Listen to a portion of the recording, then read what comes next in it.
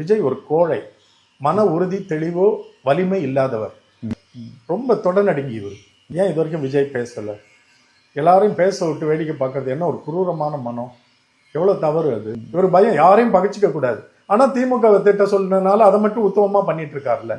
அப்ப அது மனசுல இருந்து ஒரு அரசியல் சார்ந்த கருத்தா வர திட்டு இல்லையே, அது ஒரு ஏவல அளிக்க இடப்பட்ட ஏவலா தானே நம்ம பார்க்க வேண்டியதா இருக்கு. சொந்த பிரச்சனைக்கே போராடாதவன் எப்படி மக்கள் பிரச்சனைக்கு வருவான்னு பண்ண கேட்க முடியும்ல. ரசிகர்கள் கொந்தளிக்கிறான், அவனுக்கு வேண்டியது படம் தான், அவனா பெரிய கொள்கையா கோட்பாடா, அவன் தான் சொல்றானே கட் அவுட் வச்சிருப்பான், படம் போடல எல்லாம் அடிச்சு நொறுக்கிடுவாங்கிறான்.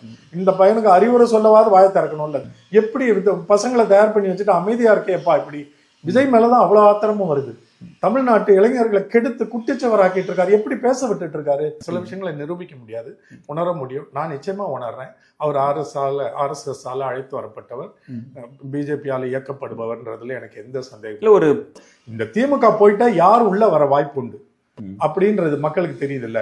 அப்படி சிந்திக்கிறவர்களும் அறிவு உள்ளவர்களும் கொஞ்சமேனும் பொதுநல எண்ணம் உள்ளவர்களும் பொறுப்புள்ளவர்களும் திமுகவுக்கு தான் வாக்களிப்பாங்க, என்னை போன்றவர்கள்.